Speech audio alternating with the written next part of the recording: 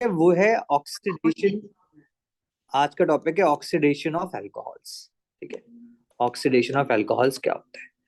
अब सबसे पहली बात तो हमको ये समझना है कि अल्कोहल का सिंबल जनरली हम क्या लिखते हैं, ROH। यहाँ पे हम सबको पता है कि R का मतलब होता है कार्बन की चेन। R का मतलब क्या है, कार्बन की चेन।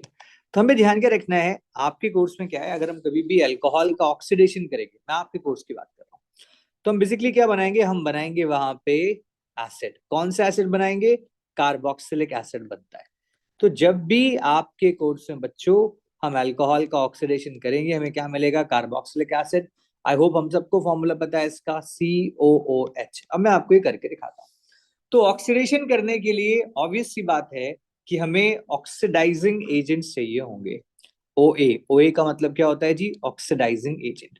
अब ऑक्सीडाइजिंग एजेंट होते क्या है, तुम सिंपल सी भाषा में समझेंगे, जो दूसरों को ऑक्सीडाइज करें और खुद रिड्यूस हो जाए। तुम कहेंगे substances, substances which oxidizes others, which oxidizes others but itself get reduced, but itself get reduced।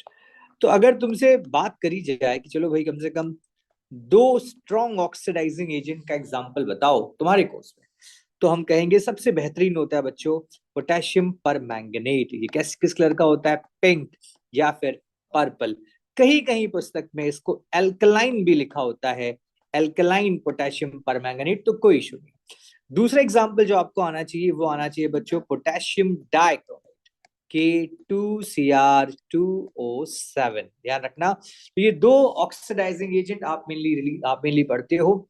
अच्छा, ये क्या करते हैं, ये नेसेंट ऑक्सीजन को रिलीज करते हैं। नेसेंट ऑक्सीजन का मतलब होता है बच्चों प्योर ऑक्सीजन। तो प्योर ऑक्सीजन की वजह से ये चीजों को ऑक्सीडाइज करेंगे। और जरा हम करके समझते हैं। तो देखिए, अगर आपको जरा से भी कंफ्यूजन है तो आप ऐसे ध्यान रखिएगा, ये हम लिख रहे हैं अभी इथेनॉल। देखिए ऐसे लिख सकते हैं CH3CH2, और बच्चों देखो ये हो गया OH। अगर आपने कभी इसे पोटेशियम परमैंगनेट के साथ करा, तो जैसा कि मैंने आपको बताया, ये स्ट्रॉन्ग OA होता है। ऑक्सीडाइजिंग एजेंट क्या करेगा, एक O को निकालेगा और इस H के बगल में लगा देगा। यहां पर भी एक O को निकालेगा और इस H के बगल में लगा देगा। हमें ध्यान क्या रखना है, देखो क्या बना, CH3COH। यहां पर भी क्या आ गया जी, OH।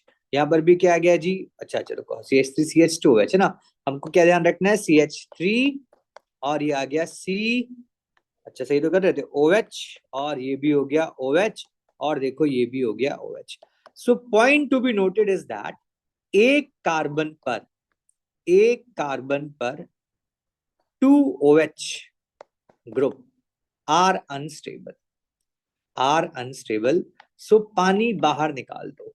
Are unstable, so remove water. जरा ध्यान से देखो, क्या हमारे पहले कार्बन पे 2 OH ग्रुप हैं, हाँ जी हाँ, तो 3 OH ग्रुप हैं। चलिए, तो हम पानी को बाहर निकालते हैं। पानी का फॉर्मूला क्या है बच्चे, H2O।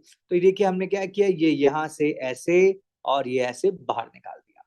अब जहां से तोड़ते हैं वहीं से जोड़ते हैं। देखिए क्या मिला हमको, ये CH3, ध्यान से, C, ध्यान से, डबल बॉन्ड O, और देखो यहां पे क्या आ गया जी, OH। क्या बाहर निकल गया, जल। किसको दे दोगे, मछलियों को। क्या मिल गया देखो, CH3COOH। हमें क्या मिल गया यहाँ पे, ये हमको मिल गया यहाँ पे इथेनोइक एसिड। क्या मिला बच्चों, इथेनोइक एसिड। अब जल्दी से तुमको एक और करके दिखाता हूं। तो लेट्स सपोज कि हमारे पास है CH3CH2 और ये एक और CH2, और देखो ये OH। देखो ट्रिक क्या है, तुम ये ध्यान रखना कि जिस कार्बन पर OH लगा है उस कार्बन का कार्बोक्सिलिक एसिड बन जाएगा। ये सिंपल सी ट्रिक है। पर अगर तुम इसे करना चाहो तो ऐसे भी कर सकते हो, सिंपल कॉन्सेप्ट। देखो यहाँ पे यार इसको ऐसे लिख सकते हैं, CH3CH2, और देखो ये C, ये H, और देखो ये क्या है जी, OH। जब आपने इसको पोटेशियम परमैंगनेट से किया तो एक ऑक्सीजन देखो बच्चे यहां आके लग गया, और एक ऑक्सीजन देखो बच्चे यहां आके लग गया।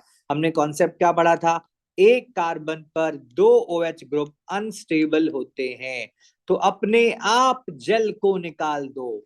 तो आपने क्या किया, जल को निकाल दिया। सिंपल कॉन्सेप्ट, जहां से तोड़ते हैं वहीं से जोड़ते हैं।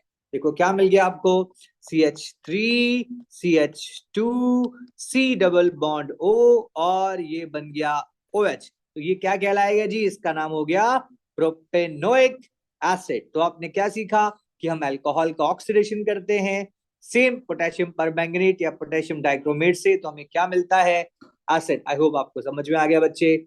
Thank you so much.